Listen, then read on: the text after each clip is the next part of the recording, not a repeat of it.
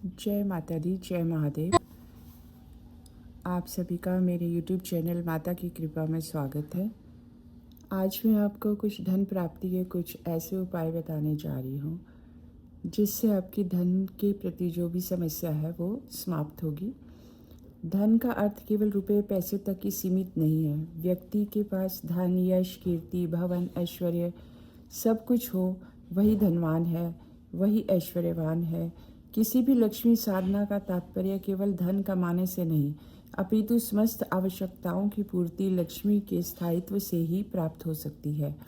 जीवन में दुख, पीड़ा, कष्ट, दरिद्रता कुछ तो भाग्य का दोष कहा जा सकता है और कुछ व्यक्ति के स्वयं के कर्म का आचरण का जो उसे इस प्रकार के दारुण्य दुख भोगने पड़ते हैं।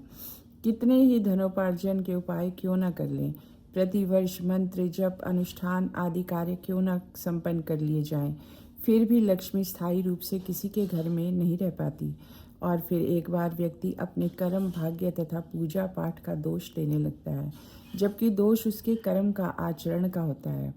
साधक के लिए सबसे आवश्यक बात यह है कि वह भवन में एक ऐसे वातावरण का निर्माण करे कि लक्ष्मी स्वयं आने के लिए बेचैन हो जाए।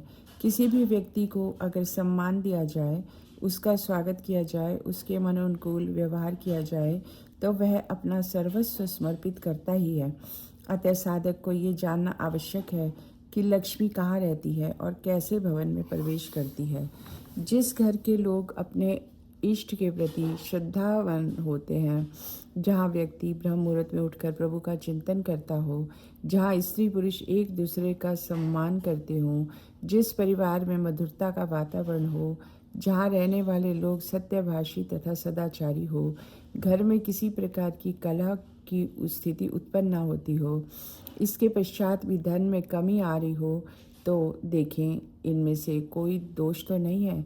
अगर व्यक्ति अपने व्यापार को बार बार प्रारंभ करता हो लेकिन प्रत्येक बार कुछ ना कुछ अड़चन आ जाती हो और कुछ समय में ही उसका व्यापार ठप पड़ जाता है, व्यापार में लाभ के स्थान पर घाटा हो जाता है, ऋण नहीं उतर रहा हो, ऋण उतारने का प्रयत्न तो करते हैं लेकिन भाग्य उनका साथ नहीं देता हो, धन आता तो है लेकिन स्थिर नहीं रह पाता, धन तो है लेकिन हर क्षण उसके आने जाने का भय रहता है कि ना जाने कब क्या हो जाए, ना जाने कब धन समाप्त हो जाए।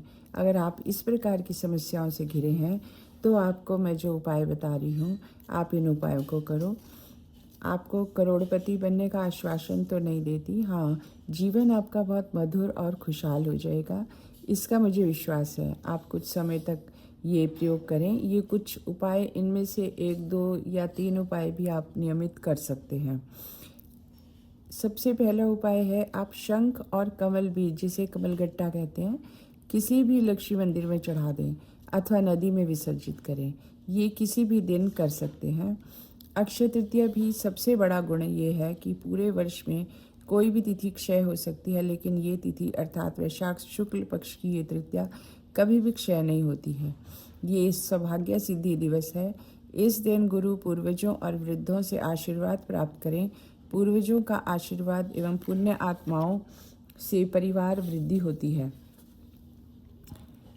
आप किसी भी दिन कार्य सिद्धि के लिए चुटकी भर हींग अपने सिर से घुमाकर दक्षिण दिशा की ओर फेंक दें। किसी भी कार्य पर जाने से पहले एक हरी इलायची और एक अद्वित लौंग भगवान शिव के चरणों में रखकर जाएं। शनिवार के दिन कच्ची घानी के सरसों का तेल का दान 1 रुपये के चमकीले सिक्के के साथ कुष्ठ रोगी को दें। व्यापार स्थल की ओर जाने से पहले हरिद्रा के कुछ दाने भवन के द्वार पर फेंक कर जाएं और उन्नति के मार्ग पर आगे बढ़ें। किसी भी मंगलवार को पुराना बिना रसायन का गुड़ और चमेली का तेल हनुमान जी के आगे रखें। जीवन में जो कष्ट चल रहे हैं वह समाप्त होंगे। शुक्ल पक्ष के सोमवार को 2 मधु रूपेण रुद्राक्ष के निर्दोष दाने भगवान शिव की जलहरी पर अर्पित करें। रोगी होने पर कृष्ण पक्ष में चमकीला काला कपड़ा और साबुत काली उड़द 1 रुपये के सिक्के के साथ दान करें। परिवार में कलह होने पर अपने घर के सभी द्वारों पर गंगा जल छिड़का करें। स्मरण रहे, जो छींट फेंकने वाले के ऊपर नहीं आनी चाहिए। तो इस तरह से ये कामना पूर्ति के कुछ उपाय मैंने आपको बताए हैं। आप ये उपाय अपने कर सकते हैं। माता रानी कृपा करें, आपकी जो भी मनोकामना हो वो मनोकामनाएं पूर्ण हो। आपको मेरे वीडियो पसंद आ रहे हैं तो आप उन्हें लाइक करो, सब्सक्राइब करो। और जैसे भी आपको अच्छे वीडियो चाहिए तो आप मुझे मेरे इस पे प्रश्न कर सकते हो कि कौन से आपको वीडियो चाहिए, और मैं आपके लिए अच्छे अच्छे वीडियो बनाऊंगी। और साथ में ही आप मुझसे पूछ सकते हो अपने बारे में, आपको कुछ पूछना हो तो आप मुझसे पूछ सकते हो। मेरा व्हाट्सएप नंबर है 9953538345। इस पे आप मुझे व्हाट्सएप पे मेरे साथ जुड़ सकते हो, और किसी भी तरह की आपकी कोई परेशानी हो तो आप मुझसे उसके बारे में पूछ सकते हो। माता रानी की कृपा आप सब पर बनी रहे। जय माता दी।